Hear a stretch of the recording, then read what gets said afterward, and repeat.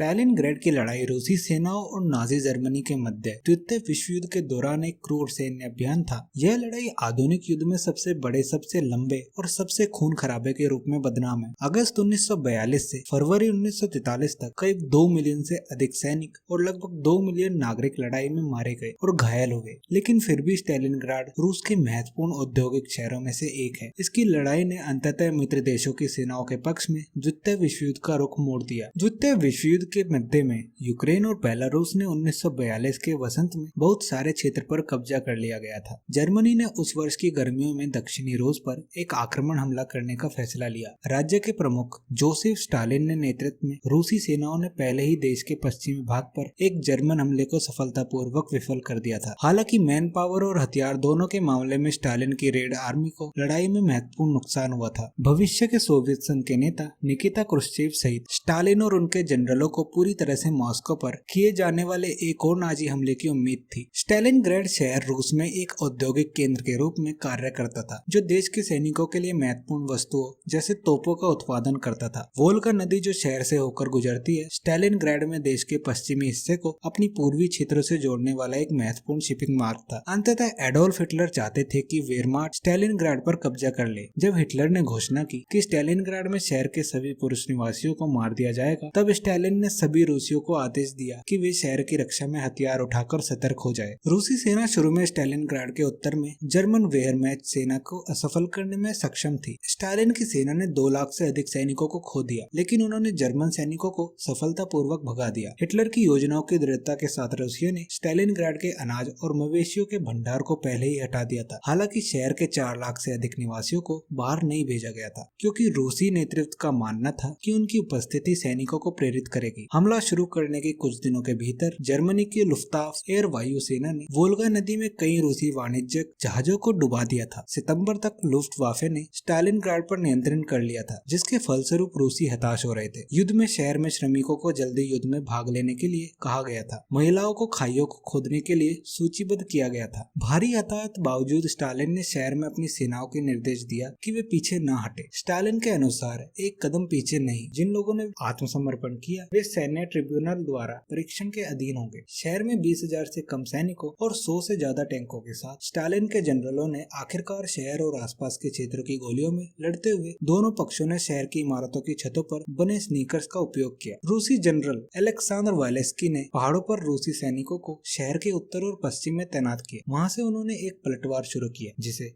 Operation Uranus के नाम से जाना जाता है। हालांकि फिर भी वो नुकसान उठा रहे थे। रूसी सेना नवंबर 1942 के अंत तक शहर के चारों ओर एक सुरक्षात्मक घेरा बनाने में सक्षम थी, जिसमें लगभग 6000 सेना, लगभग 3 लाख जर्मन और एक्सिस सैनिकों को घेरा करती थी। यही प्रयास युद्ध के बाद द बैटल ऑफ स्टालिनग्राड बन गया। रूसी नाकाबंदी द्वारा स्टालिनग्राड में फंसी जर्मन सेना धीरे धीरे भुखमरी का शिकार हो गई। रूसी सर्दी के महीनों ने जर्मन सेना को पीछे हटने पर मजबूर कर दिया। जैसा कि रूस की क्रूर सर्दी हुई, सोवियत जनरलों को पता था कि जर्मनों को नुकसान होगा। वो उन परिस्थितियों से लड़ रहे थे जिनके वे आदी नहीं थे, जिसके फलस्वरूप रूसी सेना ने स्टालिनग्राड के आसपास अपने पैरों को मजबूत करना शुरू कर दिया। जर्मन जनरलों ने स्टालिनग्राड में फंसे हुए अपने संकटग्रस्त बलों को राहत देने के सभी प्रयासों को छोड़ दिया। फिर भी हिटलर ने आत्मसमर्पण करने से इनकार कर दिया था। फरवरी 1943 तक रूसी सैनिकों ने स्टालिनग्राड को चारों ओर से घेरा था। लगभग 1 लाख जर्मन सैनिकों को पकड़ लिया। पकड़े गए सैनिकों में से अधिकांश रूसी जेल में मारे गए, या तो बीमारी से या भुखमरी के शिकार हुए। स्टालिनग्राड में नुकसान हिटलर द्वारा सार्वजनिक रूप से स्वीकार किए जाने वाले